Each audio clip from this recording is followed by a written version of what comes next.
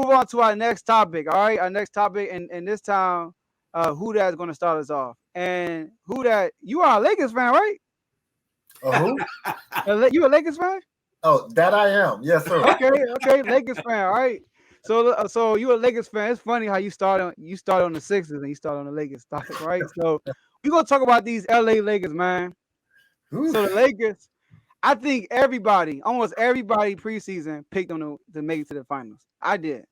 Even probably now, okay, they did right. I picked them just off the strength of the star power and LeBron, of course, right? Right. But we all see stuff is not adding up. It's not working. They didn't do nothing before the trade deadline, so they are stuck in the ninth spot right now. So hey, so who that? Are the Lakers playoff bound? Were they not the play-in bound? Are they playoff bound? Will they make the playoffs this year? Okay, let me go ahead and provide a little context as to why I'm going to say what I'm going to say in the end as to whether or not the Lakers are playoff worthy and are they a playoff caliber team. You are correct there, Brother Joe, that coming into the season, a lot of prognosticators had the Lakers not only making a deep run into the playoffs, but possibly representing the Western Conference and the championship against whoever came out of the East. On paper, right? On paper. If everyone returns healthy and stays healthy and brings to the table what they have traditionally done throughout their career, then yes, the Lakers is a solid pick to make it to the Western Conference Finals against a rejuvenated Phoenix or a rejuvenated Golden State Warriors. And then the opening tip-off actually happened in the first game of the season. And it has been a downhill on a downhill slope ever since. Now, obviously, injuries always play a key role in how a season plays out to certain individuals. AD got it. Multiple injuries, multiple games missed. LeBron, age, and being able to push through whatever pain or injury that he once had as a younger individual, unable to do that anymore. This is year 18, a lot of wear and tears on that body, a lot of miles on those feet, and on those knees and on that back. So it's expected. So that's why we bring in the other big name players. Here we go. Russell Westbrook. I made this statement way back in early 2021 on the Street podcast, and I'm going to put myself out there to your audience. I made this statement when we were having a discussion about the 2021 playoffs and whether or not where Russell Westbrook ranked amongst the top tier point guards of all time. Right. And we all know the top one is Magic. And depending on where you fall after that, your list differs a little bit. Well, I was feeling myself that night. And I went out there and said, well, Russell Westbrook, based on his career, all right, coming off of 2 consecutive seasons where he averaged a triple-double, a former MVP. God, he's never won a ring, but you're in the league with Steph and LeBron, and sometimes that just plays out to where you're not going to get a ring. But I made the statement that Russell Westbrook was the third best point guard of all time. Hey, whatever you're drinking over there, let me pass over here. And that was based off an accumulation of career stats and the intensity and drive that he brings to every single game, every single quarter, every single play. And I was taking all of that into consideration. And I was looking forward to him bringing that tenacity to this year's Lakers squad. But I just don't know what the heck has happened to Westbrook, man. I do not. He laughing, Westbrook at 3. I just don't know what has happened to this brother. What it is, his attention has been, taken to the left because he has other business opportunities that he is trying to, start up and or move forward, being that he's back home in LA. Is it the pressure of being at home, playing in front of the home crowd for a team that I may have wanted to play for my entire life? Is it I have declining skills and I have the Ben Simmons syndrome to where now I can't find a shot? Is it I just don't care? Is it, My feelings are hurt. Is it everything? I just don't know. And he has been a disappointment, or his performance has been a disappointment thus far this year. Now, but yeah, Russ has a track record of having late season pushes to where he really elevates his game. So I'm still holding out hope there. And of course, the third member or the fourth member or the first member, depending on how you want to look at it, of the Rat Pack. All right, with Carmelo and LeBron and D Wade and CP3. Chris right, Paul. CP3. So Carmelo was supposed to be that spot-up shooter who could just sit in the corner and just make it rain on threes and play a little bit of defense every now and then when we need you late in the fourth quarter, if it's a tight game and we need your shot. But at the same time, his performance has really, really fallen off. And I'm not confident in the coaching scheme that LeBron has put together for this Lakers team to ensure that they are able to maximize what the potential they have. Yeah, notice I didn't say the coach. I said LeBron, and I meant to say LeBron. So I don't know, if LeBron is wearing too many hats, nursing injuries, being a GM, being a head coach, being a social media icon, putting other projects together in La La Land, and of course, supporting his son, his family, and his at Promise School. So he has played his fool, and he's looking towards that second career as well. So a combination of injuries, a combination of declining capabilities by key players other than LeBron, because he's still, in my eyes, a top tier, if not, the top tier player in the NBA. Taking all of those things into consideration, are they a playoff worthy team and are they a playoff capable team? They're not worthy of going to the playoffs. They haven't shown it. They have not shown it. Now, granted, you said that they're on ninth in the standings and they can always sneak in, but it'll be an early exit even if they make it to the playoffs. So they are not going to get a championship this year. They're not going to win their first round series if they make it to the playoffs. So, they're not worthy. I won't be surprised if they sneak in, but I definitely will not make any picks supporting them getting to the second round like I did last year. And you can't depend on AD being healthy in the playoffs anyway. So to answer your question, I took 20 minutes to say no. Yeah, I was going to say, I still didn't know what your answer was after 5 10 minutes. But I'm glad you finally answered the question. All right. Context, brother, context. So, everybody keeps saying that they don't know what happened to Westbrook. Westbrook is the same dude he's always been. He's shooting a career percentage of 43%. To be exact, 437%. This year, his percentage is 437. He's on track of his career. And this is the lowest amount of turnovers he had per game since 2013 and 14.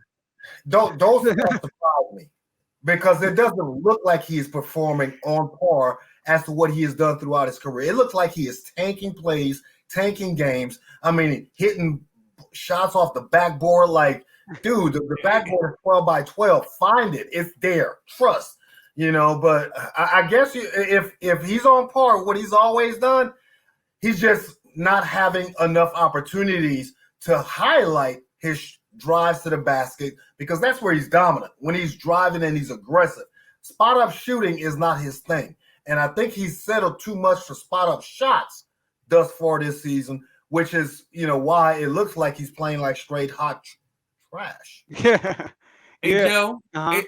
Hey, Joe, one of the things that you and who that, are failed to mention is the fact that LeBron put this team together. Exactly. And this is LeBron's team. He put the stamp on this team. Yeah. You can't change a team. This team looks entirely different than the team won the championship 2 years ago in the bubble. You can't change a team 3 straight years and expect it to have success. So a lot of this falls on LeBron. He could have had DeMar DeRozan on the Lakers. Yep. He could have done some other things. He could have had Buddy Hield and another person from the Sacramento Kings. It was other things that could have happened, but LeBron put the seal of approval on this team, so now he has to bear the brunt of it. Okay. Yeah, you're right. All this doesn't fall on Russell Westbrook. No, okay? It doesn't. This it's a combination of things. The pieces don't fit. The coaching has been horrendous. And again, you're playing in the stacked Western Conference right now. Even if all of them was healthy, the best they could possibly be will be the 5th or 6th best team if everyone was healthy. And again, if they make the playoffs, it depends on who they get in that playing tournament. If they get the Clippers or Minnesota, they could take a loss. Yeah. They could take especially if Kawhi and Paul George come back for the playoffs, they could take a loss in that first playoff tournament. Or even if they play Minnesota. Mm-hmm. Yeah. Yeah, like I agree. I agree. Like, see, LeBron, he made a team. Like he said, LeBron made a team. But Westbrook, like I said, Westbrook's been doing the same thing he's been doing. And the problem with the Lakers is that, they got a lot of problems. Number one, Westbrook is a problem. He don't fit. They don't have enough 3-and-D guys around LeBron. LeBron, you look at his whole career, he had 3-point shooters and great defensive players around him. That basically dirty work people that do dirty work. And with this Lakers team, they don't have that. You got Horton Tucker who's shooting terrible from the field. He's shooting like 25% from 3. The only person that's shooting good from 3 is Carmelo, but Carmelo's not good in the defensive end. And Malik Monk. That's it. Outside of that, everybody else is playing like shooting. Anthony Davis. You want to talk about somebody that lost a shot? That's Anthony Davis. Anthony Davis, his free throw shooting is terrible. And his jump shot right now, I don't know what the heck happened to it since 2020. 2020, he was really the Lakers MVP, not LeBron. I don't know why LeBron was getting MVP buzz. That's not a story. But and so the thing is, you look at the rest of their schedule. The rest of their schedule, they got 23 games left. They got like 15 games against playoff teams, current playoff teams. So it's gonna be tough for them, And like Hater D said, if they go to the play-in, they're gonna have to play a team like Minnesota, the Clippers. And listen, don't sleep with my Kings. All right, my Kings, we got to get into that 10th spot. But I'm not going to do that. Wow. But right now, okay. Yeah, that was a joke though. Right now, the Blazers at the 10th spot, they gonna slide. The Blazers are tanking, y'all. They are tanking. I'm gonna lay out on the secret. The Blazers are trying to pull a 2008 Celtics move. I'm telling y'all, they ain't got hurt. They trying to get they got rid of a lot of money. They got a lot of cap space. Anybody get a good draft pick, and they got New Orleans first round pick next year. So I'm telling y'all, they're gonna make some moves in the offseason. But anyways, so the Lakers, I don't have them making the playoffs. I really don't. I think they're gonna make the play-in and then they're gonna lose.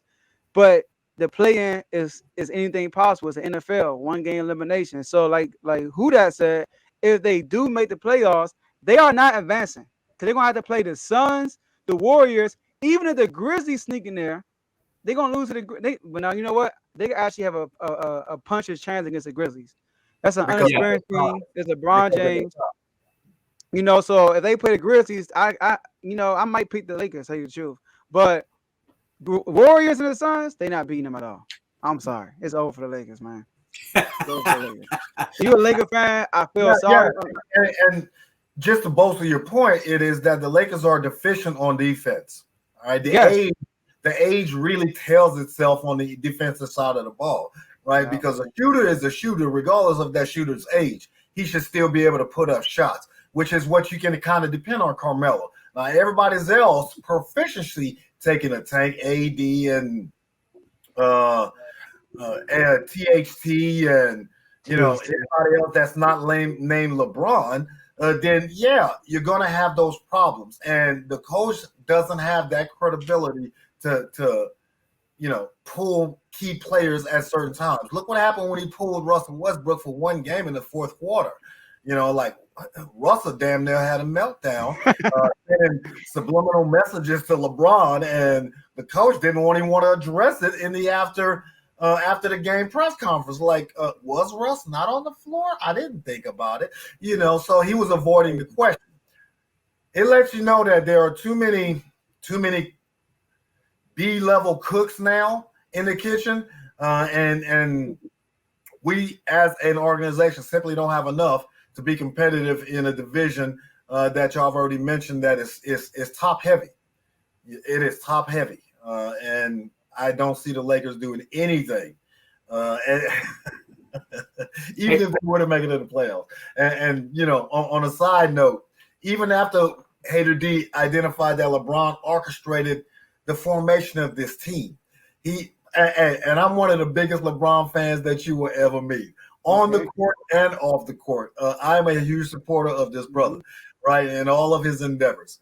But LeBron had the audacity to shift the blame to Rob Pelinka because Rob Pelinka and the Lakers organization did not make a move at the trade deadline for, you know, key players because they were unwilling to give up a draft pick 33 years from now. You know, for someone who is basically, you know, 14 years old today, you know. And the Lakers were unwilling to do that to get Russell Westbrook and that $40 million price tag off of their roster. So you got to be a bad man to orchestrate the monstrosity that you now have and then shift the blame for said monstrosity to Rob Pelinka. Hey, I salute you, LeBron. Keep doing what you do, bro. Yeah, but Pelinka, see, Clutch Sports, they're too. They interrupt situations, you know what I mean? And they're too like they in the Lakers business too much. The Lakers can't beat them because the Clutch Sports got like a stranglehold on the whole organization for real. So Pelinka felt pressure to make the move for Westbrook. I'm pretty sure he didn't want to make that move, but LeBron AD, Nobody's LeBron AD, you know, so Pelinka, so for LeBron to say that he didn't really say it. He's like dancing around it. You know what I mean? For him to do that and praising other GMs for the, you know, the Rams GM, the OKC GM, it's like, come on, LeBron, man, like you got more class than that. But LeBron is a great player. I'm a fan of him too. He is the second best player in history. He's a great player. But Hey Joe, and real quick, anytime Magic Johnson don't want anything to do with this organization, that's a problem. That's a huge problem. When you're talking about arguably the greatest point guard of all time, possibly the greatest. Arguably, definitely. With his second or third greatest Laker of all time, he doesn't want anything to do with this franchise right now. That's a problem. Jeannie Buss has a job on her hand. She has to redo that organization because Rob Pelinka is not the answer. The coach is not the answer, and you gave LeBron too much power. So it's a problem within that organizational structure right now. I mean, we understand why Rob Pelinka is there. You know, Rob Pelinka is an extension of the late great Kobe Bryant. Yeah. And you know, Jeannie Buss married the Kobe Mamba mentality a long time ago, way back in 2001 when they won that first chip, and her father was leading that organization. It's not working no more. It's not working anymore, right? We got that. But it's hard to divorce something that you have become so accustomed to and had success with, right? Even after Pelinka was named the GM and Magic exited stage left, right? It was because of those ties to Kobe. Now, when they signed LeBron after Magic did all of that work, they knew that it was a formula that was eventually going to work. Right, giving LeBron the opportunity to kind of cherry pick those key veteran players from around the league to bring them to LA once he was able to convince AD to come on board. You know, and I'm going back to, you know, 2019 and 18 when LeBron first joined the Lakers. But that has run its course, and it's going to be difficult for the Lakers to think about, well, do we actually follow LeBron when he has already openly stated that I'm married to y'all for maybe another year? Exactly. And wherever Bronny shows up, that's where I will be. That's crazy. So they understand, and Jeannie Buss understands that LeBron is here only for a short time. He is not going to be a Laker for life. He is not Kareem. He is not Magic. He is not Kobe. He is definitely not Shaq. So as it pertains to Laker lore, right, the legacy that he is going to depart the Lakers with will not match those other Lakers, right? And if you're not even on the same level as the NBA logo. Agreed. For the Laker Nation, then your influence is temporary. And I think Rob Pelinka may outlast LeBron in Los Angeles. And I say all of that to say this. Wow. The Lakers are going downhill after next year. Because AD, and I'm really projected. I am really projected. After this current contract, AD is going to go home to Chicago if they will have him, if he's healthy enough. AD might go to Portland. But look, though. So, look. The thing with Stop it, Joe. I'm telling y'all that Portland will make a move this year. But look, though. Pelinka, right? He's doing a good job. He's doing a good job with the cards he was dealt. People forget when they won a championship, he made all those last-minute moves to get people like JaVale McGee and stuff like that to create that championship team, Dwight Howard and stuff like that. Pelinka did that. And even this year, when they signed Westbrook and they made all them signings, people did make jokes about them being old, but everybody praised Pelinka, though. People were saying that he did a good job last minute scrambling, getting people like shooters around LeBron, Wayne Ellington, Kendrick Nunn, Malik Monk, Trevor Ariza. The only issue is nobody plays defense because they scoring points. Just nobody's playing defense. And when your two of your three best players are one of your worst defenders, LeBron, you look at his numbers defensively, he's playing bad. And Westbrook, they both are playing terrible on the defensive end. How are you going to set the tone for the rest of the team? So that's the issue right there, the defensive end. So yeah. And it's lack of effort on both of their parts because they're both physically gifted. They're both, in shape. It's not like they're saving or conserving their energy for the offensive side of the ball. No, both of them have the stamina of that's out in New Orleans. Yeah, he did. Both of them have two of the most well-conditioned athletes in the NBA. So the lack of defensive effort from both of those, that's choice. Yeah. Because they both, LeBron could, but LeBron's in the year 19. I'm not going to ask a lot from him. He's in year 19. You get a little pass. But Westbrook, come on, man. Yeah. He can play. But Westbrook never been a great defender, though. So.